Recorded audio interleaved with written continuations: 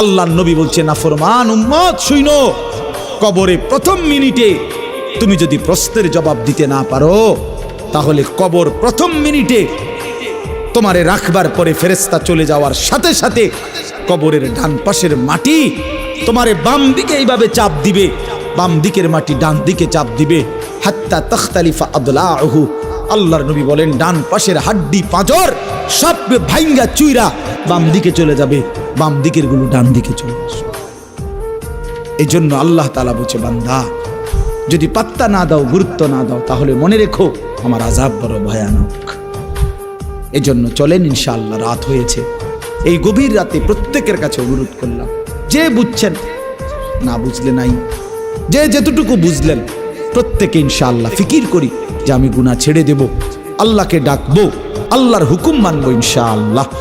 হোঁচট খাইতেই পারে মানুষ, চলতে গিয়ে মানুষ পিছলা খায়, তাই বলে কি পিছলা খাইয়া আর সোজা হইয়া দাঁড়ায় না, না পইরেই থাকে? তো এইটা তো উচিত, ভুল হবে। চলার পথে অনেক দিন চোখ নামায় রাখছি, আজ হয়তো নারীর প্রতি নজর পড়ে গেছে, হ্যাঁ ভুল হইতেই পারে, সবসময় সত্য বলার চেষ্টা করি, আজ হয়তো একটা ভুল বলে ফেলছি, মিথ্যা বলে, হতেই পারে, কিন্তু লাগাতার মিছা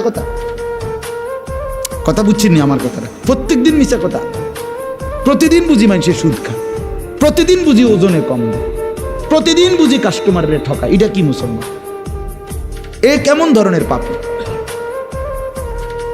30 বছর বুঝি প্রত্যেক দিন টেলিভিশন চলবে আপনার ঘরে, প্রতিদিন আপনার ঘরে নিয়ম মাফিক নাচ গান নর্তকের ছবি চলবে, আপনাদের আখিরাত নাই? আপনার বিবি বাচ্চার আখিরাত নাই? তো এরা মরলে কোথায় যাবে? এদের পরিণতি কি হবে? আর আমি বাবা হিসাবে, অভিভাবক হিসাবে কি দায়িত্ব পালন করলাম? খাট পালং আর সোফা, ফার্নিচার, কাঁচের প্লেট আর নুনের বাটি, এটাই ছিল জিম্মাদারি না? একজন মুসলমানের দায়িত্ব তার স্ত্রী সন্তানের জন্য এই শুধু খাট পালং আর সোফা ফার্নিচার ব্যবস্থা করা, এই তো না? বলেন না বাবা, বলেন তো কি দায়িত্ব ছিল? কোরআন শরীফে আছে, ওয়া'মুর আহলাকা বিস-সালাহ ওয়াসতাবির আলাইহা। আল্লাহ তাআলা বলেন, নবী আপনাকে বলছি, প্রতিটা বান্দাকে ঈমানদার বলে দেন, হে ঈমানদার, তোমরা প্রত্যেকেই নিজ নিজ পরিবারের সদস্যদেরকে নামাজের আদেশ করো। এই যে জিম্মাদার, আপনার দায়িত্ব কি আল্লাহ বলছে, ওয়াসতাবির আলাইহা, এবং তুমি নিজেও নামাজের উপরে মজবুত থাকো। তো ভাত তরকারি, আল্লাহ বলে, লা নাসআলুকা রিজকা, তোমাদেরকে রিজিক দেওয়ার জন্য আমি তোমাদের কারো সাহায্য আমার লাগবে না। নাহনু নারযুকুকা, আমি একাই সকলকে রিজিক দেব। কি সুন্দর কথা! মানে বিষয়টা আমি দেখব, ভাতের ফিকির আমি করব, রিজিকের ফিকির আমি করব, তুমি সেজদার ফিকির করো, স্ত্রী সন্তানের ইবাদতের ফিকির তুমি করো, ওদের ভাত তরকারির ফিকির আমি করব। ওমা কুন্না আনিল খালকি গাফিলিন, আল্লাহ বলে, বান্দা আমি আমার একটা সৃষ্টির ব্যাপারে 1 সেকেন্ডের জন্য গাফিল নই। সাতবক জমিনের নিচে যেই পিঁপড়া হাঁটে, 7 আসমানের উপরে যেই ফেরেশতা হাঁটে, আমি দুইটাকেই সমান নজরে দেখি, একই মুহূর্তে দেখি, একই মুহূর্তে দেখি। হিমালয়ের চূড়ায় আমি যখন আমার সৃষ্টি মাখলুকের রিজিক পৌঁছাই, আটলান্টিক মহাসাগরের গভীরেও তখনই রিজিক পৌঁছাই। আমি আল্লাহ, তুমি আমার কি মনে করছো? ওয়া ইম মিন শাইইন ইল্লা ইনদানা খাযাইনুহু, আল্লাহ বলেন আমার কাছে কোনো কিছুই স্টক সীমিত নয়, বড় খাজাইন, সমস্ত কিছু আমার কাছে ভান্ডারে ভান্ডারে ভান্ডারে ভান্ডারে ভান্ডারে ভান্ডারে। তুমি মনে করছো নাকি তাড়াতাড়ি আইয়ে সিরিয়ালে দাঁড়ানো শেষ? এগো না না, ওমা নুনাজ্জিলুহু ইল্লা বিকদারিন মালুম, আল্লাহ বলেন আছে তো আমার কাছে ভান্ডারে ভান্ডারে, কিন্তু আমি নাজিল করি পরিমাণ মতো করে, একসাথে সব না, পরিমাণ করে। বুঝেন নাই?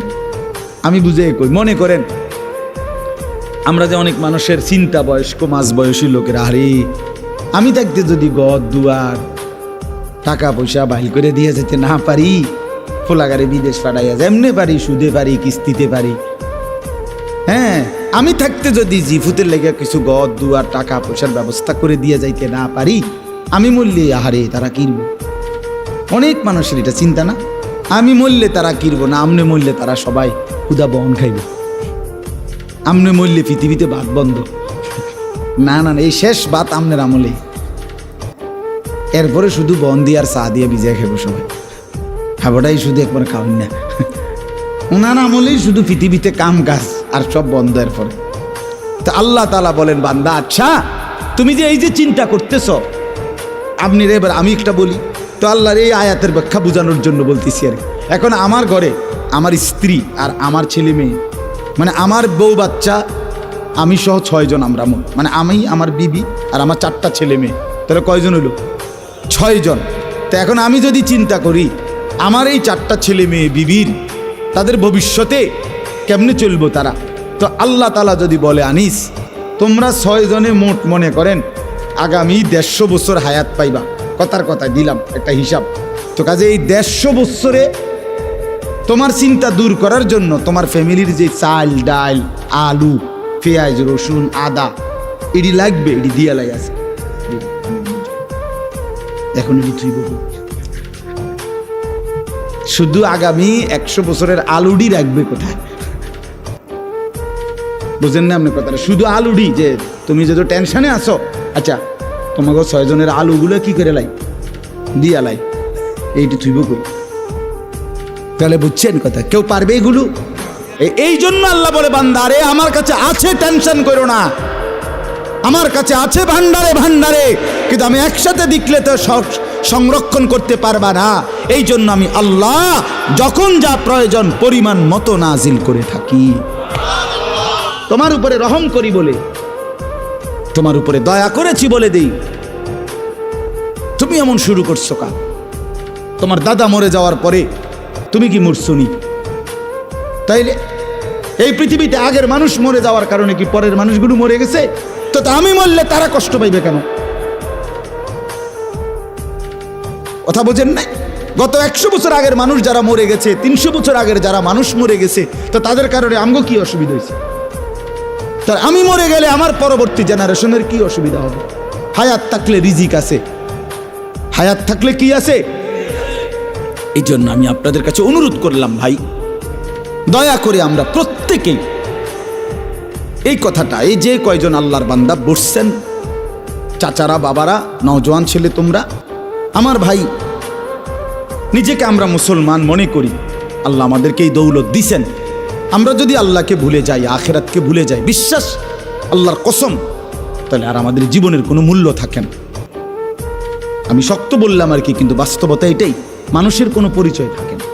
কোরআন শরীফে একেবারে আমি বললে রাগ করার কিছু নাই, কোরআন শরীফে স্পষ্ট আছে, আল্লাহ বলছেন যে মনের ইচ্ছা মতো চলে, আমার হুকুমের খেলাফ, নিজের মনে যা চায় তাই চলে, কসম আল্লাহর, আল্লাহ বলছে হে নবী শুনেন, সে কোনো মানুষ না, ইনহুম ইল্লা কাল আনআম, সে শুধুই জানোয়ার।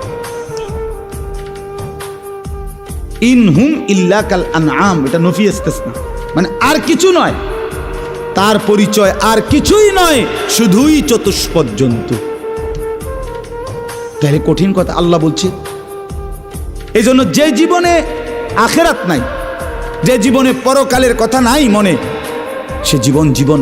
আপনি আপনার মন মতো আখিরাত সাজাইলে হইতো না, মানে মন মতো আখিরাত, বুঝছেন? আমরা কিন্তু অনেকে আখিরাতটাকেও মন মতো সাজাই নিছি, মানে শুক্রবারে 2 রাকাত নামাজ, কথা বুঝছেননি? সুযোগ সুবিধা মতো 5-10 টাকা, 1000, 2000, 4000, হুজুরে পাইলে টাকা 20-50 টাকা হুজুরে রাতে বইটা দিছে, এই যে। আর কেউ মারা গেলে পরিবারের তাগর লাগে একটু খানা দানার আয়োজন করা, এই যে মোটামুটি খারাপ না, যে দূর বুঝ করছি আখের এদূর তো করুন না নাই, এই যে এটা তো আমনের মন মতো আপনি আখেরাত সাজাইছে। কথা বলেন না কেন? আল্লাহ রসুল কেউ কোনোদিন বলছে যে শুধু শুক্রবারে জুমার নামাজ পড়লে যথেষ্ট? এ কথা কোরআন সুন্নাহ কোনো আলেম আউলিয়া পীর বুজুর্গ মাশায়েখ পৃথিবীর কোথাও কেউ কোনোদিন বলছে? তো তাহলে এটা আপনি যে বানাই দিলেন। আপনি যে প্রত্যেক সপ্তাহে শুধু শুক্রবারে নামাজ পড়েন, পুরা সপ্তাহ নামাজ পড়েন না বাবা ভাই, কেন? এটা তো আপনি বানায় নিছেন আখেরাত, এটা তো আপনার মন গড়া আখেরাত। আল্লাহ তাআলা তো 5 ওয়াক্ত নামাজ ফরজ করেছেন, 5 ওয়াক্ত নামাজ ফরজ করেছেন। এজন্য মন মতো আখেরাত কোরআন শরীফে আছে, তাফসীরের মধ্যে আছে, ইহুদিদের আখেরাত, শুনেন আমার কথাটা, মন গড়া।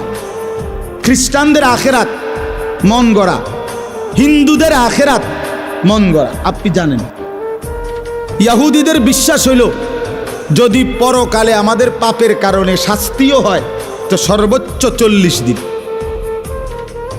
কয়দিন? 40 দিন। ইল্লা আইয়ামাম মাদুদা, নির্দিষ্ট কয়েকটা দিন, যেই 40 দিন মুসা আলাইহিস সালাম তুর পাহাড়ে আল্লাহর কাছ থেকে তাওরাত আনতে গেছিলেন, ওই 40 দিন। এই 40 দিন আমাদেরকে শাস্তি দিবে। এই 40 দিনে হালকা কিছু ফিডাডিডা দিতেও পারে, তবে এরপরে আমরা জান্নাতে। বাহ, তার বাপের সম্পত্তি। কথা বুঝছেন কিনা? এই হলো ইহুদি, এটাই বিশ্বাস তাদের। খ্রিস্টান যারা, খ্রিস্টান এই আজকের ইউরোপের যত খ্রিস্টান, এদের কথা হইল হযরত ঈসা আলাইহিস সালামকে তারা আল্লাহর পুত্র মনে করে, নাউজুবিল্লাহ, আল্লাহর বেটা ঈসা। তো তাদের বিশ্বাস হইল যে আমাদের সমস্ত অপরাধ, আমাদের যত পাপ, সমস্ত পাপ ঈসা আলাইহিস সালাম আমাদের পক্ষ থেকে নিজের কাঁধে তুলে নিছেন। উনি নিজে ফাঁসিতে ঝুল্লা আল্লাহর থেকে রাজি করায় নিছেন যে আমার উম্মত যত লোক যত পাপই করুক, তাদের পাপের প্রায়শ্চিত্তের জন্য আমি যথেষ্ট, আমাদের আর কোনো বিচার নেই। এই হলো খ্রিস্টানদের বিশ্বাস। হিন্দু ধর্মওয়ালাদের একটা বিশ্বাস হলো জন্মান্তর, অর্থাৎ তাদের বিশ্বাস একটা এরকম যে মানুষ মৃত্যুর পরে আবার ফিরে ফিরে আসে। এই পৃথিবীতে বারবার কিছুদিন পর পর আবার আসে, নতুন জন্ম হয়। এই এক এক সময় এক এক আকৃতিতে পৃথিবীতে ফিরে আসে, এটাকে জন্মান্তর বলে। বুঝছেন? অর্থাৎ আখিরাতের ব্যাপারে কারো কাছে স্পষ্ট, সঠিক, বিশুদ্ধ কোনো ধারণা নাই, ভুল ধারণা। একমাত্র আমাদের প্রিয় নবী সাল্লাল্লাহু আলাইহি ওয়াসাল্লাম এবং আল্লাহ তাআলা কোরআনুল কারীমের মাধ্যমে আমাদেরকে আখিরাত পরকালের ব্যাপারে বিস্তারিত সুস্পষ্ট বর্ণনা দিয়েছেন। কোরআন এবং সুন্নাহর মধ্যে আখিরাত সম্পর্কে মোটা দাগের কথা কয়টা? 1 নাম্বার মৃত্যু, 2 নাম্বার কবর, 3 নাম্বার হাসরের মাঠ মানে বিচারের ময়দান, 4 নাম্বার আমলনামা গ্রহণ করা, 5 নাম্বার আমলনামা নিয়ে 2টা কাজ, একটা আল্লাহ তাআলার সামনে মুখোমুখি হওয়া, আরেকটা মিজানের পাল্লায় ওজনের জন্য দেওয়া, এরপরে ফুলসেরাত পার হওয়া, এরপরে জান্নাত কিংবা জাহান্নামে যাওয়া। এই সবগুলো বিষয়, মৃত্যু, কবর, হাসরের ময়দান, নিজের জিন্দিগির আমলনামা গ্রহণ করা, আল্লাহ পাকের মুখোমুখি হওয়া, মিজানের পাল্লায় ওজনের জন্য দেওয়া, ফুলসেরাত পার হওয়া, জান্নাত কিংবা জাহান্নামে যাওয়া, এই সবটার বিস্তারিত বিতফসিল ব্যাখ্যা কোরআন এবং সুন্নাহর মধ্যে আল্লাহ তাআলা এবং রাসূলুল্লাহ সাল্লাল্লাহু আলাইহি সাল্লাম একেবারে আলোকিত সূর্যের মতো বর্ণনা করেছে। এই জন্য হাদিসের আছে, তাফসিরে আছে, কিতাবে আছে। নবী সাল্লাল্লাহু আলাইহি সাল্লাম থেকে সাহাবায়ে কেরাম এই বর্ণনাগুলো শুনে এভাবে বুঝছেন যে সাহাবীরা মৃত্যু পর্যন্ত যেন আখিরাত পরকাল তাদের চোখের সামনে দেখতেন, জান্নাতের নাজ ও নিয়ামত যেন দেখতেন, জাহান্নামের আযাব যেন দেখতেন। এরকম করে নিজেদের জীবনটাকে তারা আখিরাতকে সামনে রেখে সাজাইছে। কথা বুঝছেন বাপ? তো আজকে আমি আপনাদের কাছে এই কথাটাই শুধু বলতে চাই। আমি 6টা আয়াত পড়ছি, এখনই তরজমা বলতেছি, কিন্তু এই আয়াতের মূল বক্তব্য এইটা যে আল্লাহ বলছে, বান্দা তোমারে আমি মুসলমান বানাইছি, তোমার মূল দায়িত্ব আখিরাতের প্রস্তুতি, আখিরাতের প্রস্তুতি। তোমারে আমি সিদ্ধান্ত নিয়ে পছন্দ করে আমার ইচ্ছায় তোমারে আমি ইমানদারের ঘরে জন্ম দিয়েছি। আমাদের কারো কোনো যোগ্যতা নাই। আমি কেন মুসলমানের ঘরে হলাম, আপনি কেন মুসলমান ইমানদার এক মা বাবার ঘরে জন্ম নিলেন, এই ব্যাপারে আমাদের ব্যক্তিগত কারো কোনো যোগ্যতা নাই। সম্পূর্ণ আল্লাহ পাকের দয়া, আল্লাহ তাআলার দয়া। এজন্য আল্লাহ তাআলা যে আমাদেরকে মুসলমান হিসেবে পরিচয় দিলেন, মুসলমান ইমানদার ভাই দুষ্টামি করো না, এই ছেলে কথা বলো না বাপ, তোমার সমস্যা হলে চলে যাও, দোস্ত কথা বলো না। তো আমাদেরকে যে আল্লাহ তাআলা এই দয়াটা করছেন, মুসলমান বানিয়েছেন, আমরা আলহামদুলিল্লাহ ছোট্টবেলার থেকেই নিজেদেরকে মুসলমান পরিচয় দেই না? সেই পিচ্ছি থাকতে 2 বছর থেকে মার মাধ্যমে, বাপের মাধ্যমে, মক্তবের হুজুরের মাধ্যমে কত হাজারবার আমরা এই কালেমা লা ইলাহা ইল্লাল্লাহ মুহাম্মাদুর রাসূলুল্লাহ আমরা পড়ছি।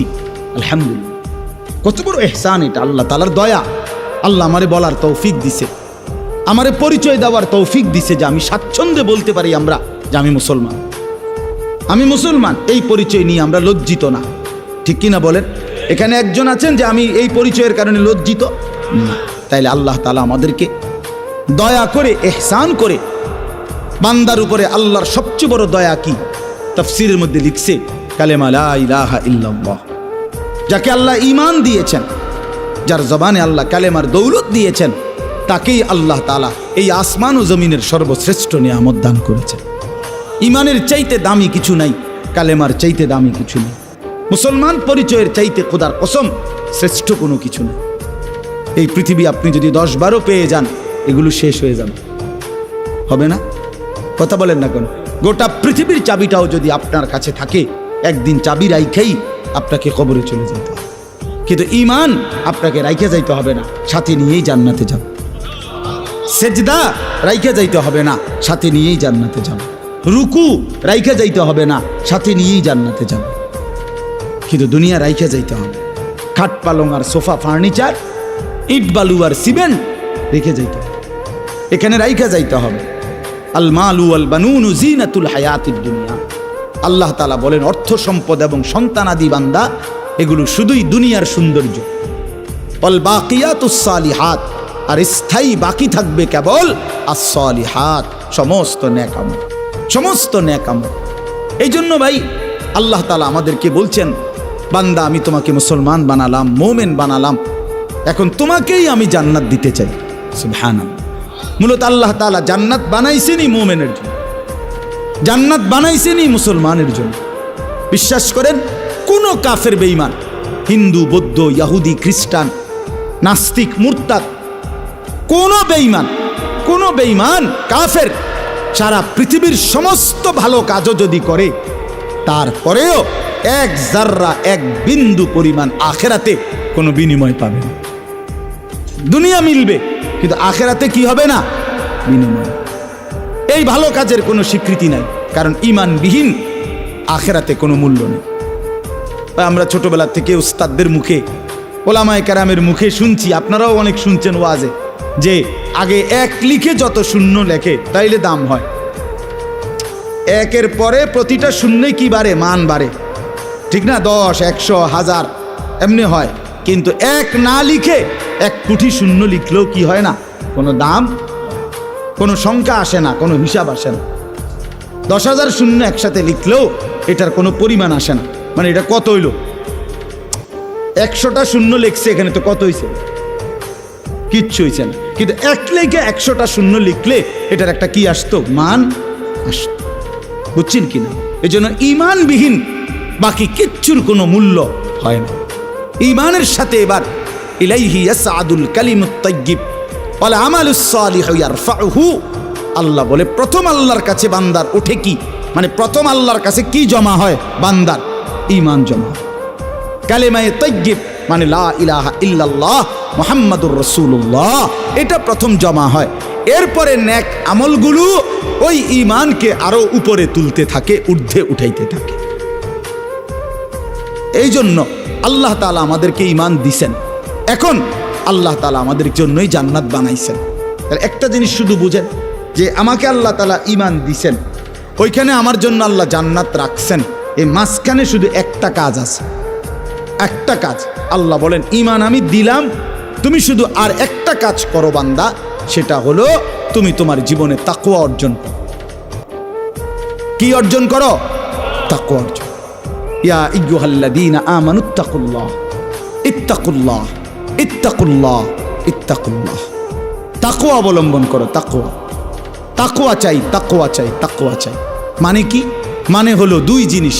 আল্লাহ তাআলা বলেন আমার সবগুলো নিষেধ ছেড়ে দাও, সবগুলো আদেশ পালন করো। এরই নাম তাকওয়া, এরই নাম তাকওয়া। আপনি যদি বলেন আমি পারবো কিনা, ওই আগেই বলছি আল্লাহ তাআলা আল্লাহকে মানার পুরা যোগ্যতা আমাদের শরীরের মধ্যে দিয়েছে। এমন কোনো হুকুম নাই যেটা বান্দা পারবে না, এমন হুকুম আল্লাহ দেয় নাই। এমন কোনো বিষয় নিষেধ করে নাই যেটার কারণে বান্দা মুশকিলে পড়ে যাবে না, আল্লাহ এমন জুলুম আল্লাহ করে না। আল্লাহ তাআলার জন্য জুলুম সাজে না। এই জন্য আল্লাহ তাআলা কোনো হুকুম বান্দার উপরে অসম্ভব অযৌক্তিক এমন দেয় নাই। তাইলে আল্লাহ তাআলা বললেন বান্দা ঈমান তো আমি জন্মসূত্রেই আলহামদুলিল্লাহ দিলাম, এবার তুমি তোমারে তাকওয়া মানে গুনাহগুলো ছেড়ে দাও এবং নেকগুলো অর্জন করো, বিনিময়ে আমি আল্লাহর জান্নাত আমার থেকে বুঝে নাও। বুঝেন আমার ভাই, রাত হয়ে গেছে, আমি এজন্য লম্বা করতে চাচ্ছি না, বাকি এতটুকু কথা বুঝছেন। এই নিজেরা নিজেদেরকে চালাক মনে করেন না, আল্লাহর নাফরমানি করে চালাক হয় না। আমিও না, আপনিও না, আপনিও না, আপনিও না, বরং আল্লাহকে মানার মধ্যে বুদ্ধিমান। নবী সাল্লাল্লাহু আলাইহি ওয়াসাল্লাম হাদিসে আছে, আল্লাহ নবী সাল্লাল্লাহু আলাইহি ওয়াসাল্লাম বলেন আল কাইয়িসু মান দানা নাফসাহু ওয়া আমিলা লিমা বা'দাল মাউত। বুদ্ধিমান সে, চালাক যে নিজের হিসাব রাখে এবং মৃত্যু পরবর্তীর জন্য আমল। কোরআন শরীফে আল্লাহ তাআলা বলছেন কোরআন সুন্নাহর এলেম যারা আছে তারাই কেবল উলুল আলবাব, তারাই বিবেকবান, তারাই চালাক। আল্লাহ কোরআনে বলছেন চালাক বুদ্ধিমান কারা? যারা তিনটা কাজ করে, দাঁড়িয়ে বসে শুয়ে সর্বাবস্থায় আল্লাহর জিকির করে, আল্লাহর সৃষ্টি নিয়ে ভাবনা চিন্তা করে, ফিকির করে, আর বেশি বেশি আল্লাহর কাছে দোয়া করে। তার মানে এদেরকে, আর যারা আল্লাহকে মানে না, খোদার কসম আল্লাহ তাদেরকে বলছে লা ইয়াকিলুন, এরা কিছুই বোঝে না, লা ইয়াফকাহুন, এরা কিছুই বোঝে না, লা ইয়ালামুন, এরা কিছুই জানে না, এরা জানে না। অতএব আল্লাহকে না চিনে আল্লাহর বন্দিগি ছেড়ে দিলে চালাক হয় না। আমাদের দেশে বাটফারে কয় চালাক, না না, বাটফার তো বাটফারে না, চালাক হবে কেন? কথা বোঝেন নাই? ওই তিনটা কমলা ফসা দিয়া হাতে 1 ডজন বেচ চালায়, কয় হেতে মাশাআল্লাহ চালাক। কির চালাক? তো সিটারে না। কথা বুঝছেন না? আমার সিটার তো সিটার, হেরে চালাক বলবেন কেন? এত বাটপার। 100 গ্রাম কম দিয়া গোস্ত 1 কেজি বেচ চালাইছে, এ চালাক। এটা চালাক হবে কেন? এ তো বাট পারে না, এ তো ধোঁকাবাজ, এ তো প্রতারক, এ মিথ্যা বলে, কাস্টমারকে ঠকায়, ওজনে কম দেয়, তো এ কি চালাক? না, এটা চালাক না বাপ। বাটফার চালাক হয় না, সিটার চালাক হয় না, হারামখোর চালাক হয় না, সে নিজের পায়ে নিজেই কুড়াল মারছে। এই জন্য আল্লাহ কোরআনে বলছে ওমা ইয়াখদাউনা ইল্লা আনফুসাহুম ওমা ইয়াশউরুন। আরে নাফরমান বান্দা, নিজেই নিজেকে ধোঁকা দিচ্ছ, আসলে তুমি বুঝতেছ না। তুমি মনে করছো তুমি খুব চালাক। অনেক ছেলে তোমরা আসো, তোমরা মনে করো 1 ওয়াক্ত নামাজ পড়তে হয় না, কেউ তোমারে কিছু কয় না, মাতেও না, তোমার মায়ও তোমার আর কিছু কয় না, বাবাও বলে না, এলাকার কেউ তোমারে বলে না। বাহ, তুমি সারাক্ষণ চুল ঘুরাইতেছ, চুল আশ্রাইতেছ, প্যান্ট কিনতেছ, মোবাইল টিপতেছ, সারা রাত উলঙ্গ ছবি দেখতেছ, বন্ধুদের সাথে আড্ডা দিতেছ, বাবা তুমি মনে করছো তুমি কি বুদ্ধিমান। না রে বন্ধু, আল্লাহ পাক, এটা হাদিসে আছে, কোনো ব্যক্তি নাফরমানি করতে করতে আল্লাহ যখন তার থেকে আল্লাহর রহমতের নজর সরায়ে ফেলে, তখন তারে আর কেউ পছন্দ করে না, গোটা সৃষ্টি তার উপরে লানত দেয়। হ্যাঁ হ্যাঁ, আমি এটা প্রায় বলি, এটা অনেক বড় পেরেশানি যে একটা মুসলমানের বাচ্চা, তারে এখন আর কেউ ডাকে না, কেউ কিছু করে, আপন মা তারে বলে না, আপন বাপ বলে না। মুসলমানের ঘরে থাইকা সে একটা দিনও ফজরের নামাজ পড়ে না, কেউ তার এটা নিয়ে মাথা ব্যথা নাই, কারো কোনো এটা নিয়ে কোনো চিন্তা নাই। তোর রূপে খোদার গজব পড়ছে, মূলত এই জন্য কেউ বলে না। তোর উপরে আল্লাহর লানত পড়ছে, লানত লানত, এই জন্য কেউ বলে না। এটা কোরআন শরীফে আছে। ইবলিসকে আল্লাহ বলছে, ইবলিস তুই সেজদা দিলি না, ওয়া ইন্না আলাইকাল লানাতা ইলা ইয়াউমিদ্দিন। আপনি জিজ্ঞাসা করেন কোন আলেম, কোরআন শরীফের আয়াত, আল্লাহ বলছে ইবলিস সেজদা দিলি না, আজকের থেকে কিয়ামত পর্যন্ত তোর উপরে আমি আল্লাহর লানত। বিশ্বাস করেন ভাই, কেন তোমারে কেউ ডাকে না? তুমি মুসলমানের ঘরে জন্ম নেও নাই, তোমার আখেরাত এভাবে তোমারে ছেড়ে দিল। আমি তো অনেক সময় বলি, আমার বড় ভাই আলহাজ হজরত মাওলানা মাহবুবুর রহমান আশরাফি ভাই আমার একদিনে ছাত্র জীবনে আমার ভাই একবার চুল কাটতে গিয়ে 3বার চুল কাটাইছে আমার। শুধুমাত্র সামনে পিছনে একটু 19-20 হয়েছে চুল কাটতে, আবার যাও সেলুন, আবার যাও, 3বারের পরে।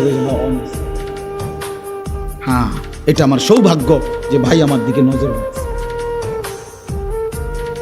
রাখছে।